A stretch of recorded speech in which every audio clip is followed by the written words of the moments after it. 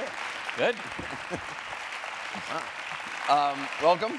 Thanks very much for being here. So, yeah, how's it going? You can ask me tough questions. Yeah, it's very tough questions. Softballs. Yeah. You got a little red in the face just as you came out. Did you meditate today? Always, yes. Of course. Really? Do you do it every day? Oh, yes. You don't? You're being so judgmental. I meditated in the car on the way up here. I did one of your 1-minute meditations, which I do a lot. But I'm just curious, how many people? First of all, how many people in this audience actually meditate, not just think about it, but actually do? Okay. How many people kind of think about it but haven't really done it? Okay. Yeah. But vast the majority. same people raise their hands on both.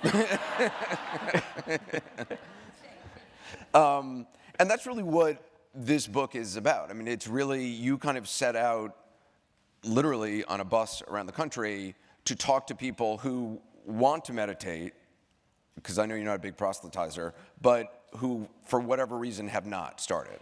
Yeah, so the halfway through the writing of the book, I had this idea at the beginning of the book. I was like, we're going to do a meditation book like never has been done before. Halfway through the writing of the book, I was like, oh, there's a reason why nobody's written a book like this before. We tried to do a lot in the book, and the genesis of it was a reaction to a mistake I made in my first book. I wrote a book called 10% Happier that came out about 4 years ago, and in the book I tell my story of how I went from a meditation skeptic to somebody who uses it in his daily life. And I thought that if I told that story well, that people would hurl themselves into the lotus position and start meditating. And I was wrong.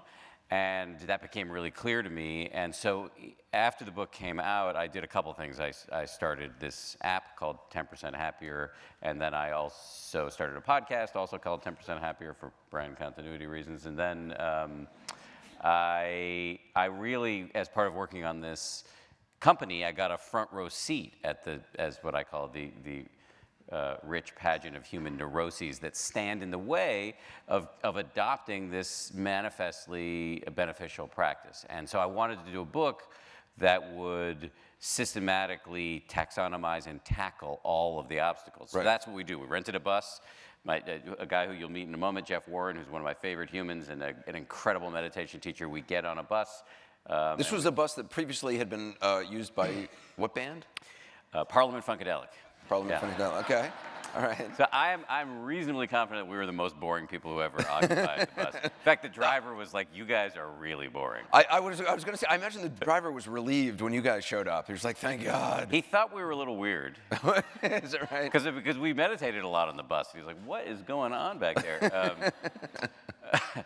Yeah, he had a lot of funny stories about having some perilous moments when cops stopped the bus. But none of that happened with us. You are so you can convince so many people to meditate.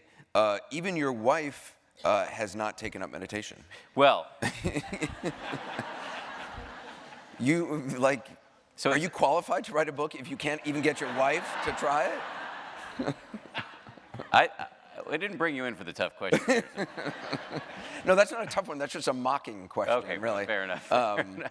No, but I mean, you write about that in the book. I think it's kind of one of the funny things in it. Also, like your coworker, your coworkers at ABC had suggested a title for what the sequel for 10% Happier should be. Do you remember what they suggested? You want me to say it? Yeah. Right. Yeah. My co-host said that the sequel should be called 10% Happier, but still a douchebag. Right. Which I like very much. Yeah. So my wife. We're going to get to that, believe me. Well, I mean, if it's not already readily apparent. My wife is ironically the person who got me started on the whole meditation thing because she gave me a book. She's a doctor. She's a physician. She gave me a book by another physician about meditation, and that really made me think, oh, I could do this thing. And I started acting in ways that were really annoying, lecturing her that she ought to do it, right. And that pretty much guarantee that she would never do it. Which I gotta say, there is, I mean, the reason I sort of got involved in this is I did a piece on 60 Minutes about a guy named John Kabat-Zinn and about mindfulness meditation. I started going to a retreat and ended up really liking it. I went back without cameras and did a retreat with him. And that's sort of been trying to practice it since then. But there is a tendency when you start to meditate that you start to tell everybody else about that you're meditating. It's not enough to just meditate. You have to let everyone else in your life know you're meditating and lord it over them and extol its benefits. And finally, a friend of mine like looked at me and was just like, shut up. No one wants to hear about, you know. And of course, like 4 months later, there was a dip in my meditation practice. And then they were all like, oh, not meditating anymore. Don't hear you talking about it anymore. It's like I like to use as an example this great cartoon that ran in the New Yorker. Had two women having lunch. One of them says to the other, "I've been gluten-free for a week and I'm already annoying." and meditation's like that. And the lesson I learned with Bianca was that if you proselytize in that way, it's really off-putting. So over time, I've learned that I don't talk about meditation unless somebody asks me or gives me a microphone and says, "Hold forth." Right. Because it's a shortcut. One of the things that John Kabat-Zinn says about meditation is that it's not a should. It's not something that should become, oh, I should do this. And I think for a lot of people, I know I feel that way sometimes. I'm sure a lot of people here feel like, oh, it's another thing I should do and gotta do. But that's. If it's that, you shouldn't do it. You know, Jeff, who we'll all meet in a moment, who is a hedonist by nature, really noticed that my practice, because we spent 11 days in this tin can traveling across the country together, and he noticed that my practice had a real should nature to it, kind of, I think he referred to it as a Baton Death March sort of flavor. And, like you could even see it in my face when we were meditating, and it's a little bit of a kind of grit your teeth type of thing. And what he did that allowed Bianca to start meditating, because it was Jeff who got Bianca to meditate, was to reframe it as a luxury.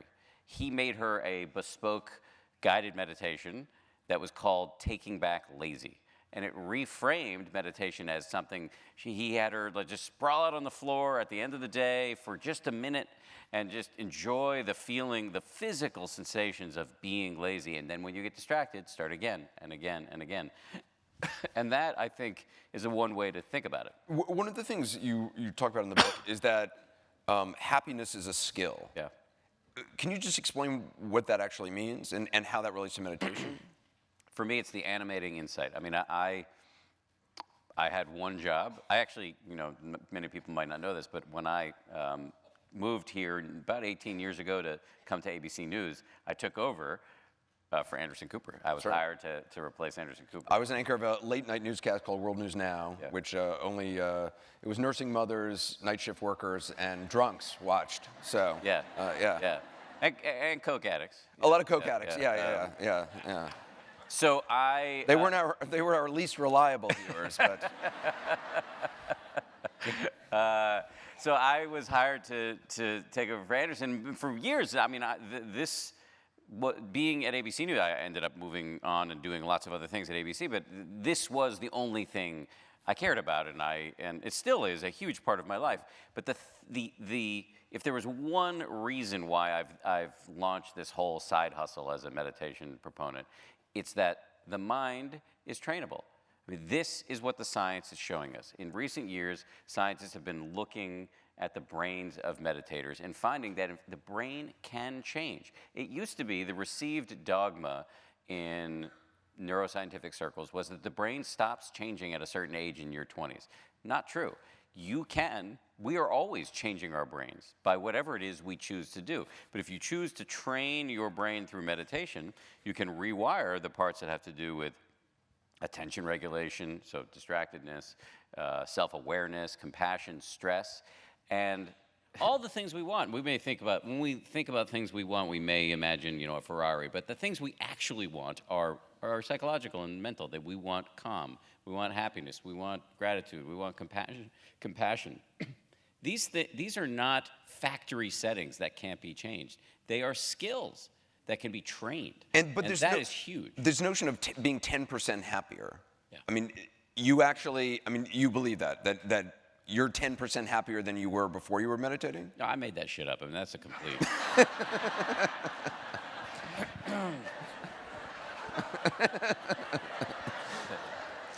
Did I say that out loud? I thought the mic was. Your mic is actually still on. Yeah. It's not scientific. It was a joke I made to a colleague of mine who was asking me one day.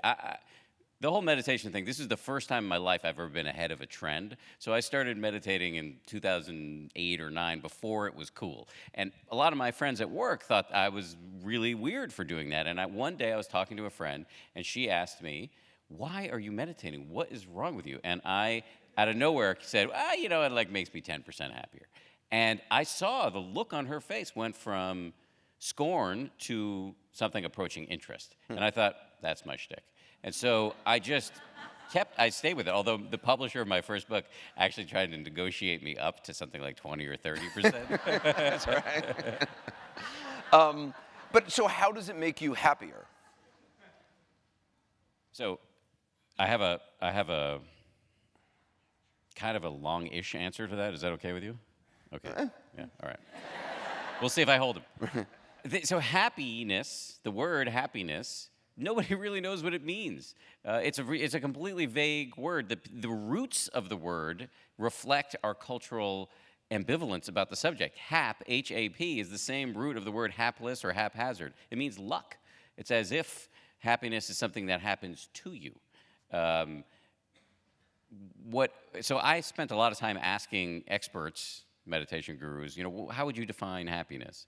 And the best answer I got was initially underwhelming, but I'll expand on it in a second. Dr. Mark Epstein, who's one of my favorite writers about meditation, he's in fact the guy who wrote the first book I ever read about meditation, given to me by my wife. One night at dinner, I said, "How did you define happiness?" And he said, "More of the good stuff and less of the bad." Think about this. I'm terrible at math, which is why it's really uncomfortable that I have 10% happier and have to live with math jokes the rest of my life. Think about this like a graph. The x-axis, which runs horizontally, and then the y-axis. In psychological circles, they think about the x-axis is like our happiness set point. Good things can happen, but we tend to revert back to our set point. Bad things happen, we tend to go back to our set point. What I found is that with meditation, the good part is higher and more sustained because I'm not rushing off for the next hit of dopamine. I can actually pay attention to what's happening right now. For example, my wife and I, after a long infertility struggle, we had a kid.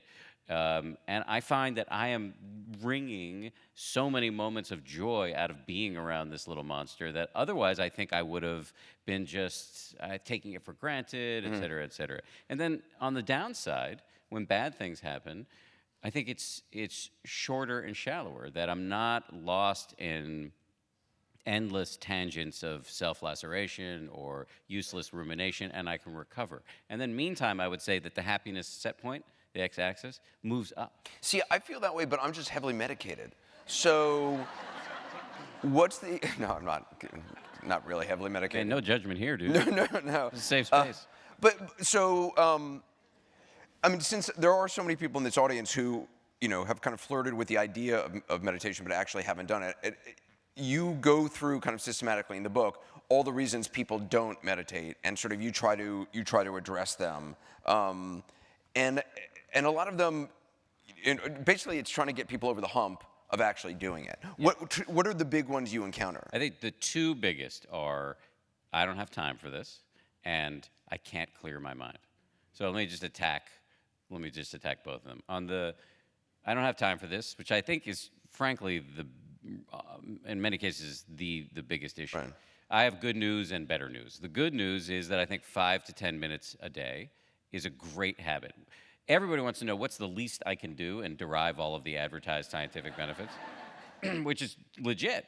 So I spent a lot of time asking, we don't know the answer is the short answer, but I've spent a lot of time with the neuroscientists who look at what happens to the brain when you meditate. And I asked, is 5 to 10 minutes probably enough? And the answer is probably enough. How much do you meditate a day?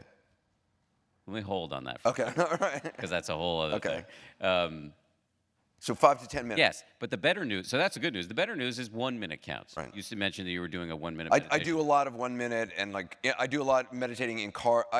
The other thing which we'll get to is kind of what you call free range meditation, which I actually do a lot of. I do a lot in airport. I do walking in airports. I'm on planes all the time. I just was on a plane today. I meditate on planes. I meditate in cars, in the back of cars, going places. This sounds to me like a great habit you got going. It's actually amazing because suddenly a car ride, so I no longer multitask, I only monotask, so I won't do more than one thing at once. So if I'm sitting in a car, I'm sitting in a car, I'm not on my phone.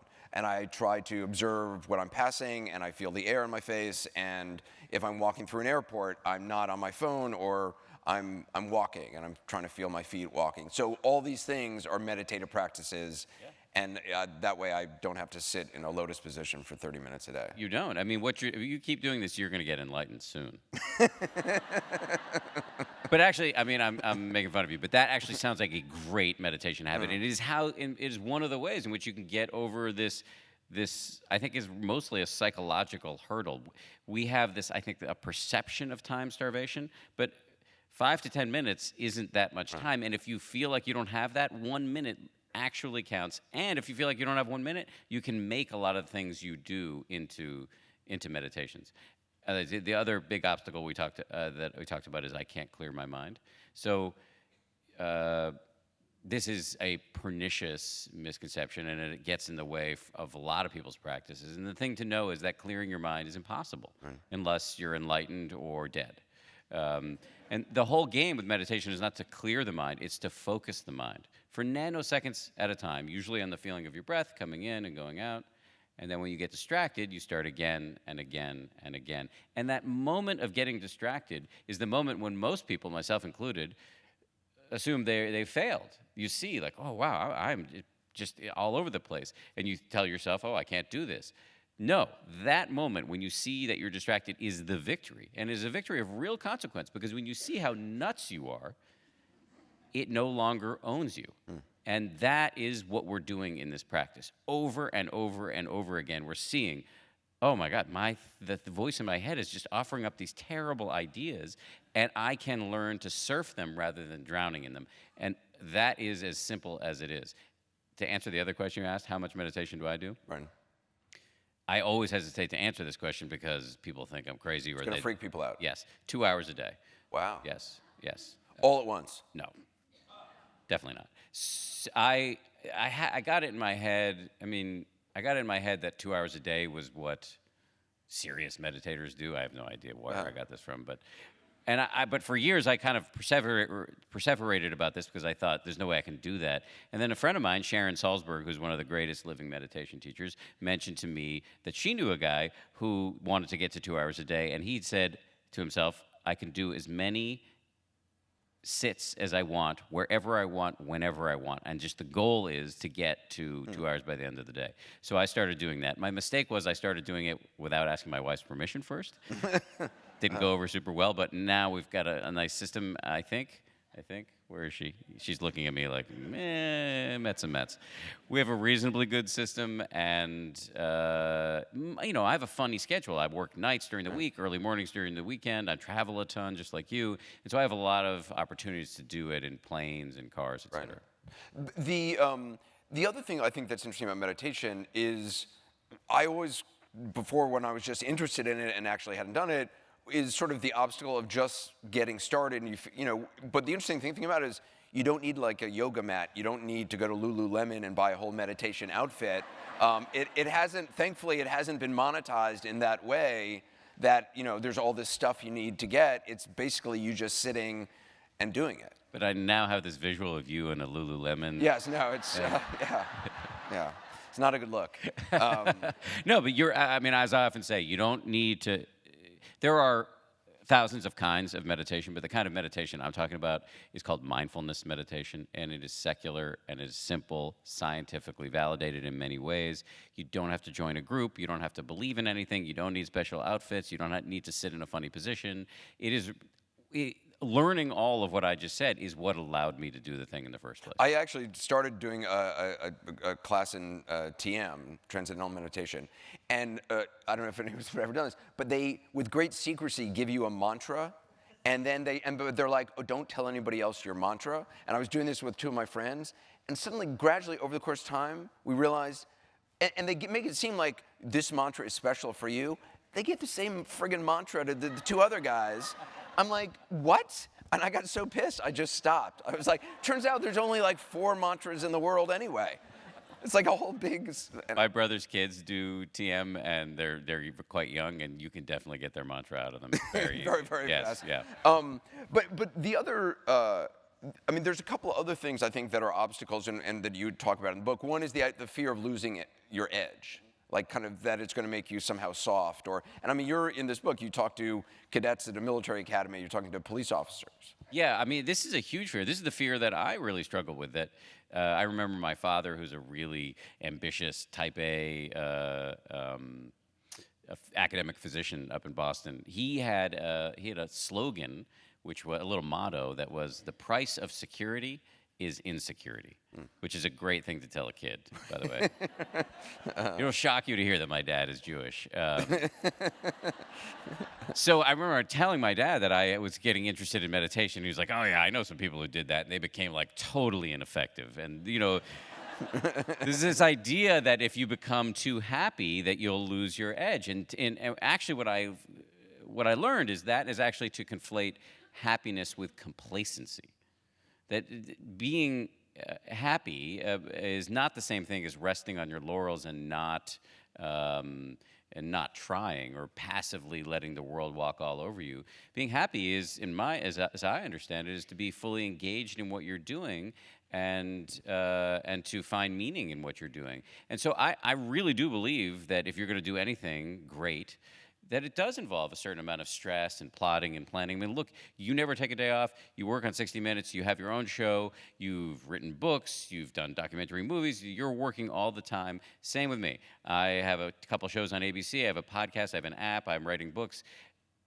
What I think is that involves inevitably a certain amount of stress. But what meditation helps you do is to draw the line between useless rumination, making your stress worse than it needs to be, and what I call constructive anguish.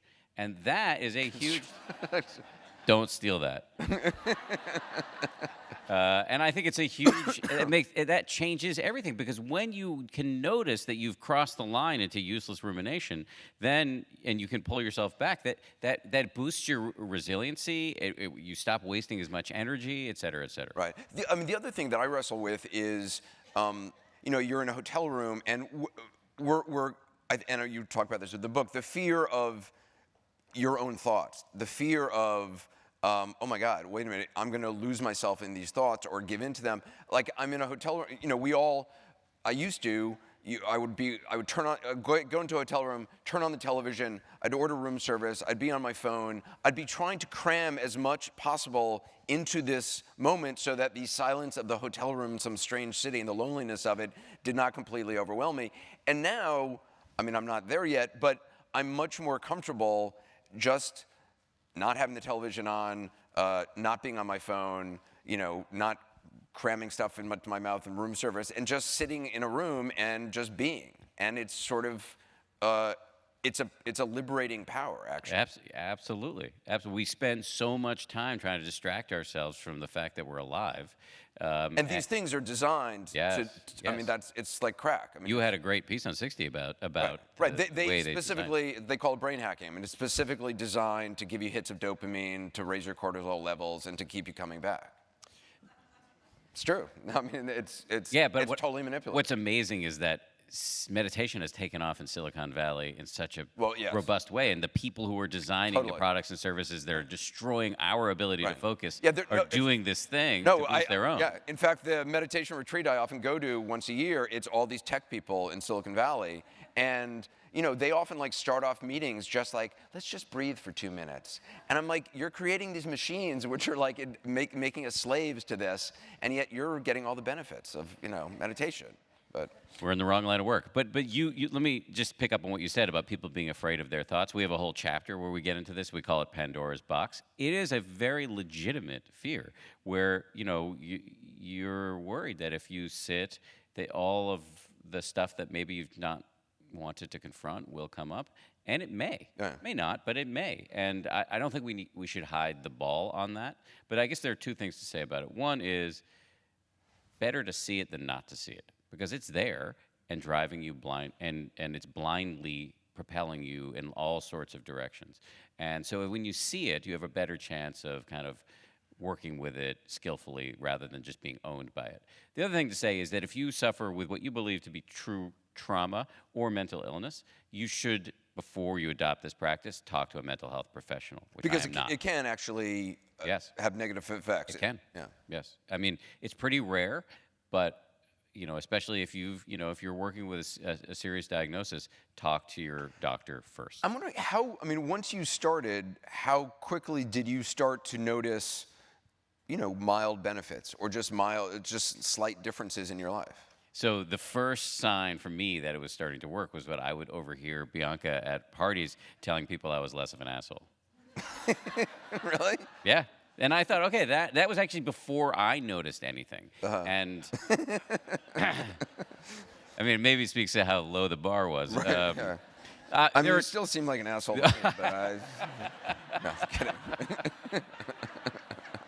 I didn't see that coming. I like that. That's good. Can we do New Year's together next year? Yeah, sure. Yeah. There are three really big benefits that I started to notice pretty quickly. One is calm.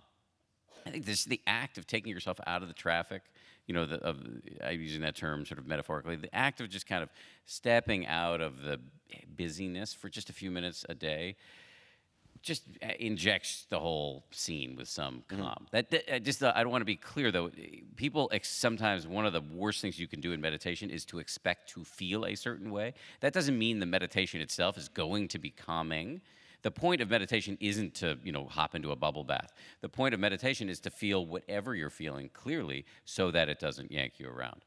The second benefit for me is focus. This is one of the things that shows up on the brain scans. When you do this repeated exercise of trying to focus on one thing at a time, usually your breath, noticing you become distracted and starting again and again and again, this is like a bicep curl for your brain, and the parts of the brain that regulate our attentional capacities do change.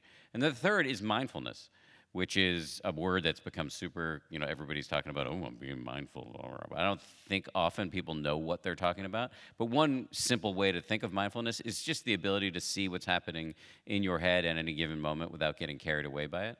And that is huge because we have all of this tumult in our heads. And when you don't see it, it's sort of a malevolent puppeteer. When you see it, you have a better chance of working with it. Yeah, John Kabat-Zinn talks about it's like walking through a waterfall, turning around, and you're in sort of the cave behind the waterfall, and you're actually able to see the water, the thoughts coming in, just this rush of this torrent of thoughts, which is constantly occurring. Well, and I love this idea of being behind the waterfall that John talks about. And there's a way in which if you hear this and you're uninitiated, you can think, that sounds a little mystical, but we are classified as a species as Homo sapiens sapiens, the one who thinks and knows he or she thinks. This is our birthright, but nobody bothers to point out that we have this kind of bonus level in our brain that we are able to step behind the waterfall and see our thoughts and urges and impulses with some non-judgmental remove. It's interesting because, I'm sort of off Twitter now as much as possible, but Twitter to me is a physical representation of the constant stream of our thoughts. And you look at Twitter and you're like, oh, this is exhausting. Who cares what this person whose picture is a cat or an egg is thinking, and why are they yelling at me and calling me bad names? And it's this constant stream, and you can put that down, but that constant stream is in your head as well. Yes, absolutely. That's just a manifestation of what the Buddhists call monkey mind. Just the mind is just all over the place. I think for a while my avatar might have been a cat. Yeah, I was talking about you, actually. But it actually gets me to my next point, which is one of the things I really I love about your books. I loved about 10% Happier, and this one is that I remember vividly before I'd actually started meditating, looking for books on like Buddhism or meditation, and I could never get past the second or third page because they were either very, I don't know if esoteric is the right word, but they would sort of drop in all these Sanskrit terms, which I would then, I would start to feel anxious that I don't know Sanskrit, and then I didn't really understand Sanskrit. And I mean, what's funny about your books is they're very well written, they're very funny, and you sort of take the piss out of a lot of that and use yourself as kind of the foil on it. I mean, you did mention one Sanskrit word, I will say, which actually I think is actually a really interesting word, prapanka? Prapancha. Prapancha. Yes. Can you explain what that is? Well, first of all, because I love the definition of what this is. It's a great word. But just to get back where you're saying, first of all, thank you for that. I always joke that there are no original ideas in my books. There are so many great Buddhist books, but the problem is that when you read them, sometimes it feels like there's a pan flute playing in the background, or that the author is kind of addressing you as grasshopper, Right. and so I realized, maybe I'll take a shot at this, and basically my innovation was I use the F word a lot, but there are some Sanskrit or Pali words that are incredibly useful, because with the Buddhists, you can tell a lot about a culture by the words they invent. I mean, like that the Germans came up with Schadenfreude tells you something. But the Buddhists were really they are experts at seeing all of the little psychological and mental tics we have that we can just, in English, take sentences to describe, but they have a word. So prapancha is what happens when something happens to you, like you stub your toe, for example, and then immediately you make this movie of like, oh my God, why am I always the person who stubs his toe? I'm not going to be able to go to dinner tonight. I'm not going to be able to exercise tomorrow. I'm going to end up homeless under a bridge. It's like, that is just, it's that fast, and that's prapancha. That the mental movie making that we do. In fact, it literally translates to the imperialistic tendency of mind. That something happens now, and we colonize the future with this phantasmagoric projections. If you can see it, which is the whole game in meditation, then you can step off the train and not be owned by it. And that's what meditation is about. It's about seeing the thoughts, seeing them come, and watching them go, and releasing them. There are many things that meditation is about, but at least for me as a beginner, that for me has been the big benefit, mindfulness, to know what's happening between my ears without just being owned by it all the time. And prapancha is one of the things that happens. But it's not stopping the thoughts. It's not clearing the mind. It's not stopping the thoughts. It's not, suddenly thinking, oh, I like grapes. I mean, while you're trying to meditate, it's seeing all that. Absolutely. I mean, I'm glad you brought that up, because people think they need to stop thinking. And as we said, every 8-year-old tries the experiment of trying to stop thinking, and you realize this is impossible. The point is not to clear your mind or to stop all of the mental activity. It's to have a different relationship to it, to allow it to come and go. So you might have the thought, I like grapes, which I don't know why you were having, but whatever. So you're having this thought, I like grapes. Actually, Ellen DeGeneres used that in a comedy routine like 30 years ago. I don't know why it popped into my head, but it just well, I mean, that's the thing about the mind. Why are these things popping into the head? But you don't have to get on the train of like, I like grapes, I'm going to get some later today. But why are they pricing them in? Is it green or red? And like the way the mind does, you can just let the thought come and go. Sometimes you will get on the train and you're at Whole Foods in your mind picking between green or red.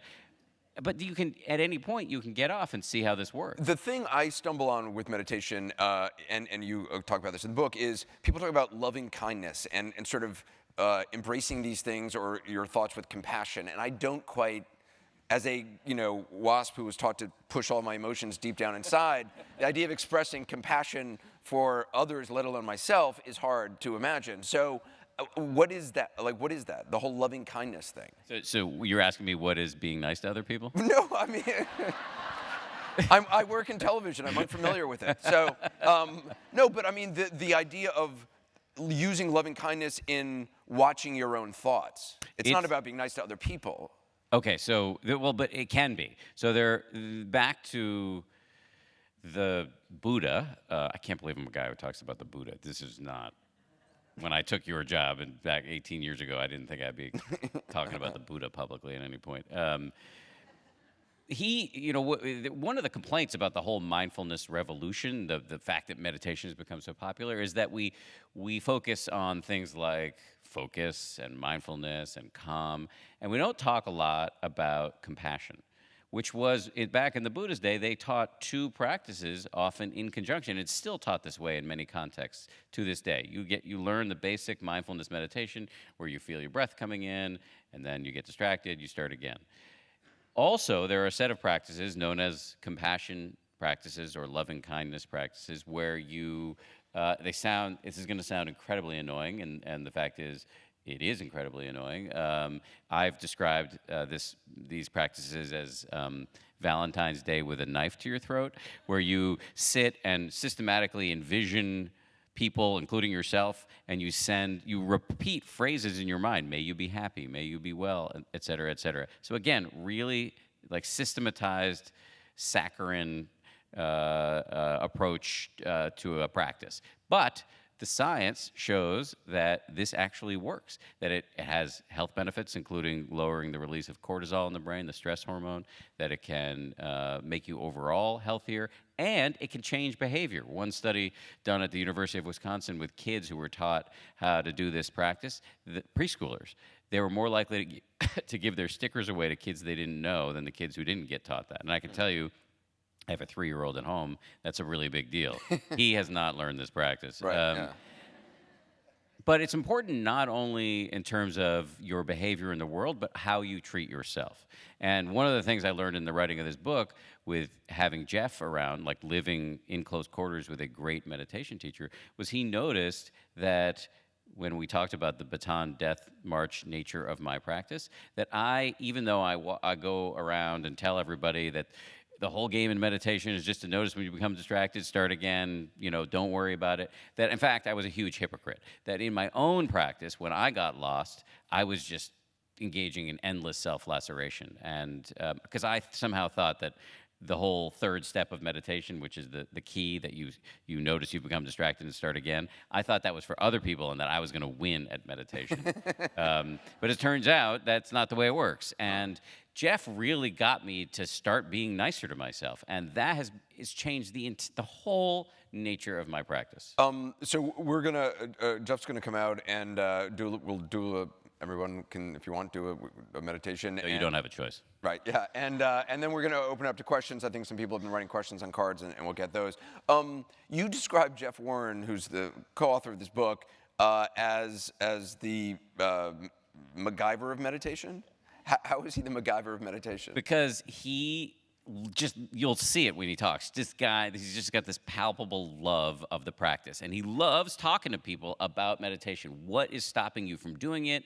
What's going on with you right now? I'll come up with a practice for that. Everybody we met on this trip, he was like, he would invent them personalized meditation practices, record them and send them audio. He just loves to get under the hood, and whatever your problem is, he'll just grab some duct tape and pliers and fix it, just like MacGyver could. And so that's why I started calling him that. And he brings the same sort of spirit of adventurousness and enthusiasm to the job. Cool. Well, let's bring him out. Jeff Warren.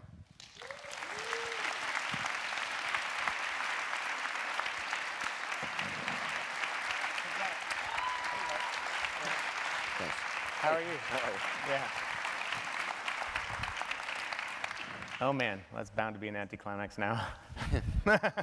I was hesitant to write the book with him because he's so much better looking than I am, but Right. here we are. Yeah. He hates when I make that joke. What do you want to do? You guys want to meditate? Let me try it All out. right, sweet. Okay. So, let's think here. I always worry about this part being an anticlimax because we are just going to be sitting with our eyes closed doing nothing, after all. But what we'll actually find out is that we're not exactly doing nothing, because what matters in meditation is it's less important what you're paying attention to than the way you're paying attention. So I thought for this little very short practice, I would do a little exploration with you guys about the way you're paying attention. And what that means is we'll choose something to pay attention to. So the breath is a good one. or maybe sounds, sort of the ambient sounds in the room. And once you get settled on that, I'll just do a few pointer outers to show you sort of how to pay attention. Does that make sense? Sure. All right, and you guys are included in this, so. All right, so first thing is to choose if you want to have your eyes closed or open. If you have them open, they can be sort of at half-mast in front of you. I like having them closed, but it's kind of up to you. So you got the eyes closed, and maybe we start by taking a couple of deep breaths. So inhaling through the nose, stretching up the spine a little bit, finding some alertness. And then on the exhale is the downward motion, kind of relaxing. And let's choose something to pay attention to. So the classic one is the sensation of the breath coming in the nose, maybe the feeling of the belly rising a little bit. And that really is a good enough sensation, more than good enough. Took the Buddha all the way to enlightenment under the Bodhi tree, apparently, so it has a good pedigree. So the idea is if you use that sensation is just to really get curious about the feeling, the actual sensation, the way your nose gets tickled a little bit, or the way the belly feels like it stretches a bit. So that's one option, but some other options for folks who don't like the breath, you could just pay attention to the feeling of the warmth in your hands. Or if you want to work with sound, you can just pay attention to that ambient hum, the sound of a generator or whatever it is in the background. And the first skill of meditation, the first skill of attention is concentration. So that means you choose a sensation. So whatever, if you've been looking around a little bit, choose one now, and you commit to it. You say, you know what, I'm going to stay with this for the next few minutes, even if it's very boring seeming or not that exciting.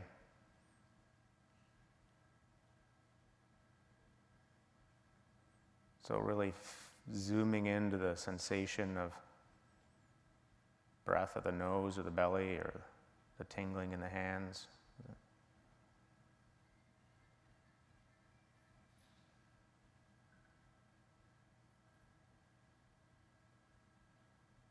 The mind wanders, you bring it back.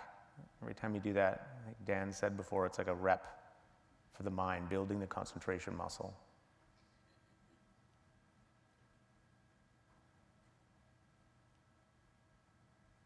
So concentration is tricky, but it builds with time. But there's a few other skills that we're working on. And the second skill is, it's called equanimity. And what that means is, I think of it as not being uptight. So just notice, are you a bit straining? Are you a bit tense? And seeing if you can sort of, breathe out and relax a little bit. Relax the face and let the belly be soft. It's sort of an affability in the way you're sitting. So you're allowing surrounding sounds to be there, for example. Noticing if you're bracing against sound, or can you just let go of that bracing, soften, allowing the whole experience to be what it is. The sneezes, the inner caffeinated thought track, the discomfort, the stomach gurglings, it's all good. Just come back to the sensation of breathing. But now you're doing it in this equanimous way, this non-uptight way.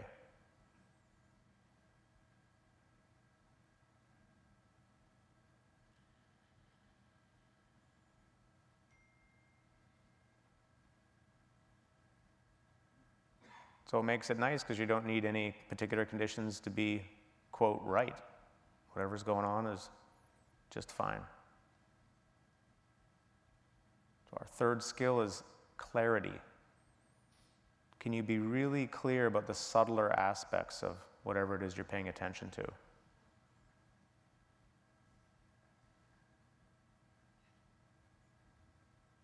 So if it's the breath, the soft underside of the breath, the subtlest part of the breath, if it's sound, same thing, really listening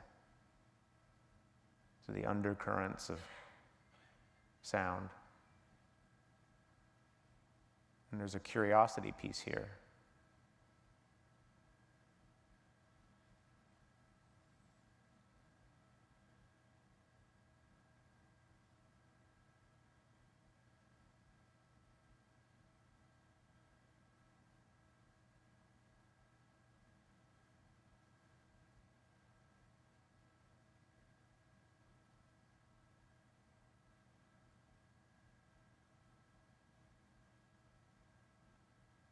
Good, and naturally as we begin to sit, often our breath might slow down on its own, start to get a little bit more settled. And I'll just introduce one last skill, since these guys were talking about it before I came on, and that's the skill of friendliness. Can you actually relate to your own experience in a kind of affable way? Like you're enjoying breathing and you like the feeling of breathing.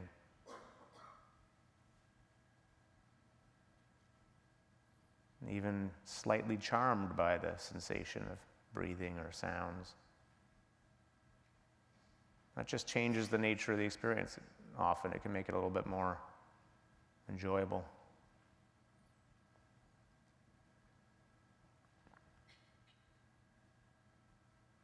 You guys are doing great. Just another minute or two.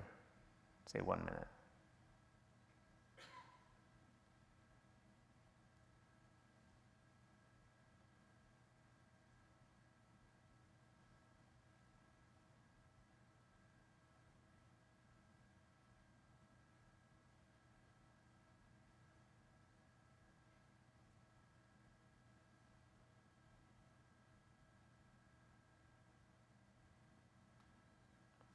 Breathing in, breathing out. Letting the whole experience just be what it is.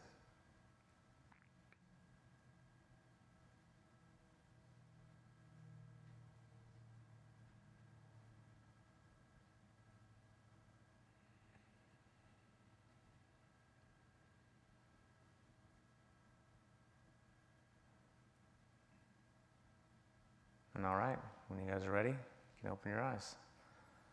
You are now officially all seasoned meditators. 5 minutes deep into a practice. Thank you.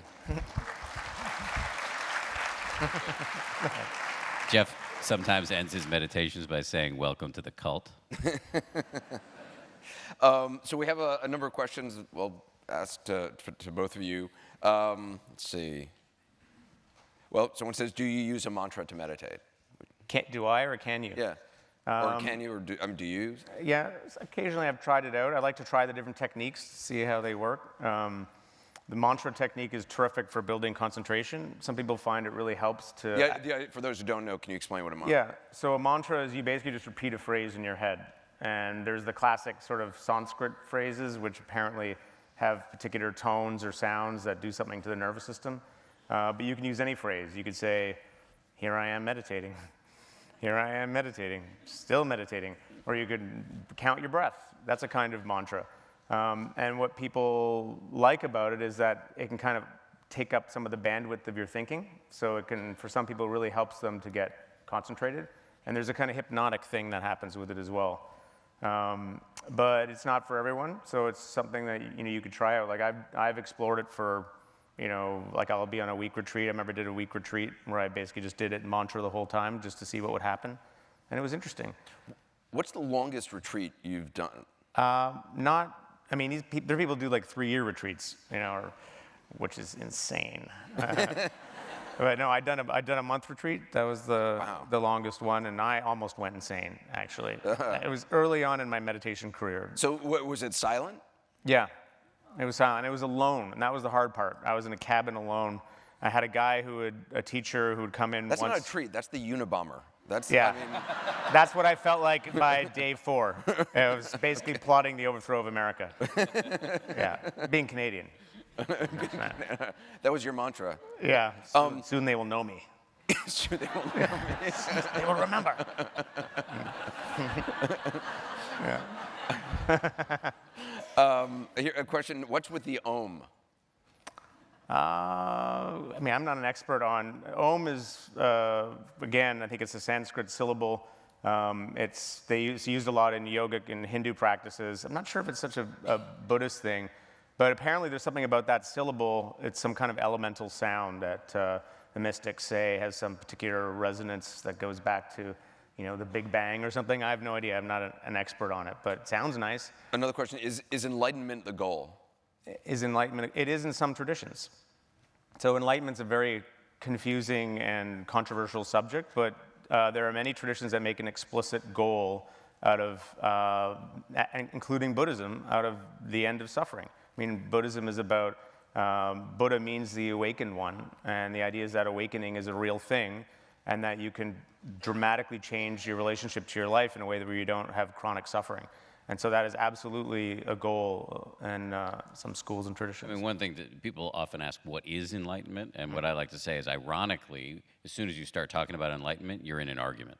Because people have been fighting about what it is for millennia. There are a couple ways to think about it. Jeff knows way more about this than I do, but one way to think about it, the classical Buddhist definition is the uprooting of all negative emotions. So you're just no longer capable of experiencing anger, hatred, in the same way that most of us do. Another way to think about it, and this is a word that's a little controversial, but oneness. When you transcend your small, chattering ego and connect to everything. Did I get that right? Yeah, that was good. I mean, I might just say something quickly about the uprooting of. The thing about it is, it may sound so lofty and remote, and it certainly is, but you can think of it as a kind of continuum. There is definitely, in a practice, the experience of seeing a negative emotion come up and being less automatic about it, feeling like you have more space around it, and that actually gets noticeable the longer you practice. I've never met anyone who doesn't, even the most hardcore, long-term, 50-year-old meditators who doesn't experience negative emotions.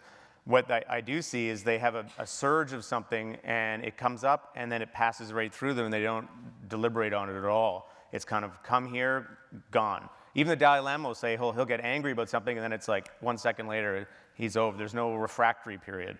That is something that's, I think. Can you imagine if you're the one who pisses off the Dalai Lama? I mean, like, it's got to feel really bad. There are actually stories about that. Really? Yeah, where because he does get into bad. He'll admit that he does get into bad moods.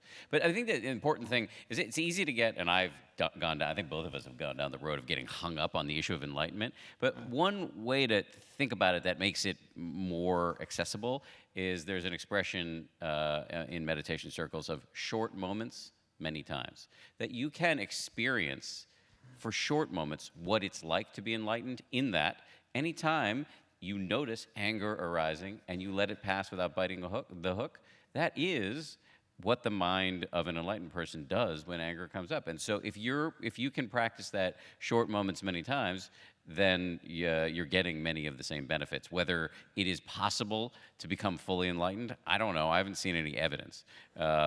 But it's an interesting idea. I like this question. Who says you have to be happy?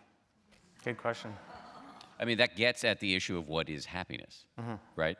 What are you talking about when you talk about happiness? That's why it's such a maddening word. A lot of people make the point, and I actually agree with this, that it's better to focus on meaning than happiness.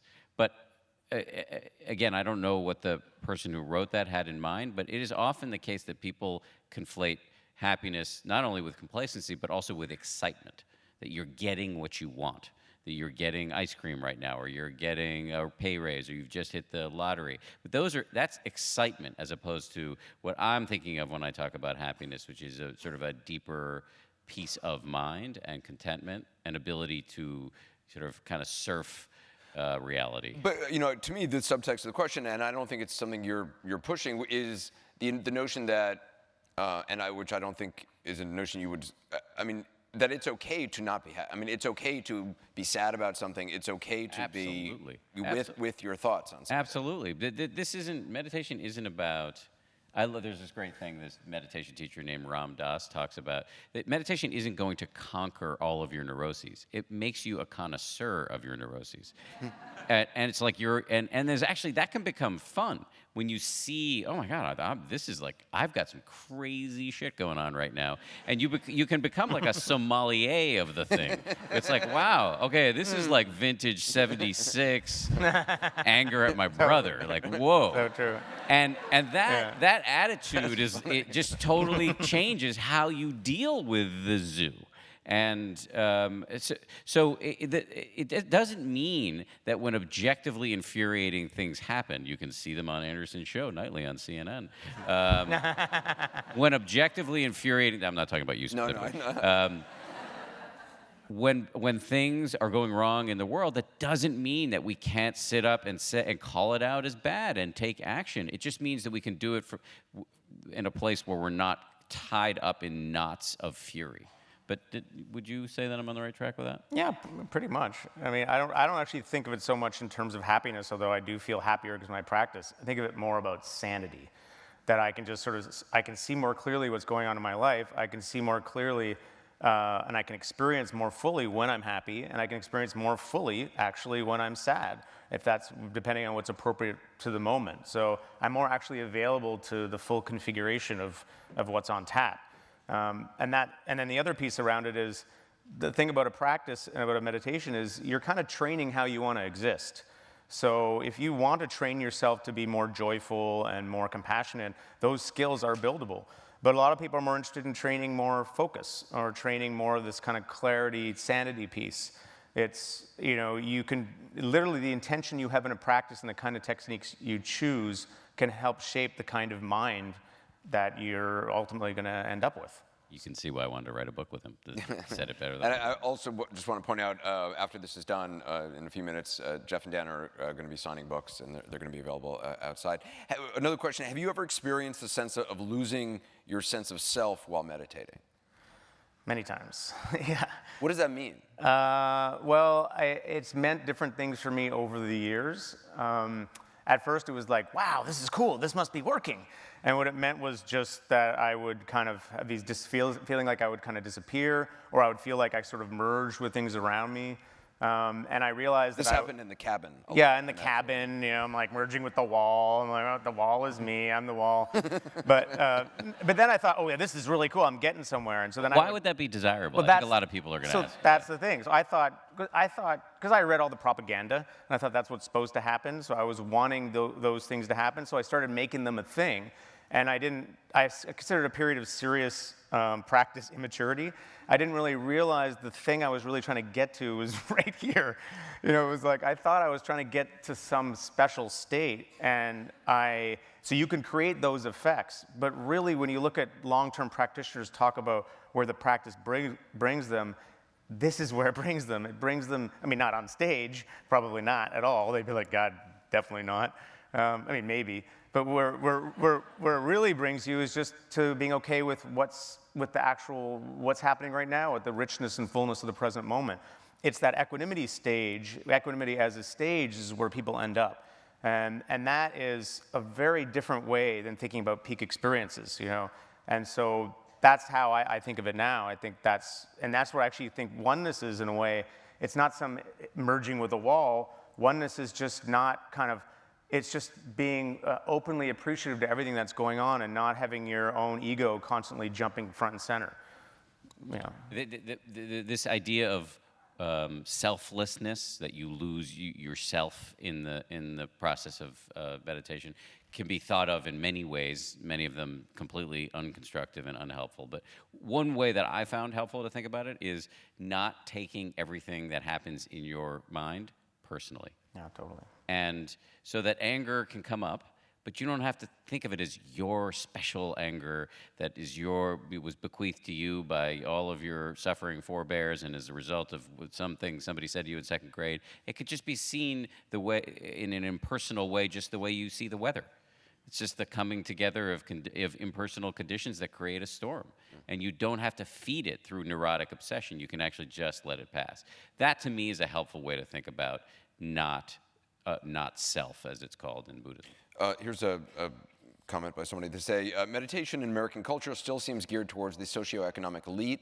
how do you suggest we bring meditation to a more diverse group, especially those who could benefit the most, such as young people in underserved communities? I mean, this is something we talk about in the book. It's something we both feel very strongly about. I mean, as an example, not long ago, Time magazine ran a cover article about meditation, and they had this beautiful blonde woman floating into the cosmos on the cover. And as happy as I was about the fact that Time magazine was covering this, I felt, and many people agreed, that it sent the wrong message. It sent the message that meditation is for, upper middle class people who live on the Upper West Side and shop at Whole Foods.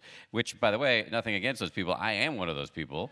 But meditation is not. It's just a weird historical quirk that meditation in this country at this time has largely been the province of that socioeconomic group. Because meditation was invented on the Indian subcontinent millennia ago. It has been practiced all over the planet by lots of different people in lots of different places, disconnected in time and geography. And it's for everyone. This is, as I said before, for anybody who is part of Homo sapiens sapiens. And which one of the beautiful things that's been happening in recent years is that you see it being taught in prisons, in foster homes, in public schools in the inner city. And, I would like to see it taught in public schools all over the place, in basic training in the military. Yeah, I mean, you interview Congressman Ryan Tim Ryan, right? Yeah, who I actually was at a meditation retreat with, and he's a Democrat from Ohio, I think, and he's trying to get in the schools in his districts, I know. Yeah. Yeah, I mean, I think that's the answer. Get it in schools so everybody, because it's basic mental hygiene.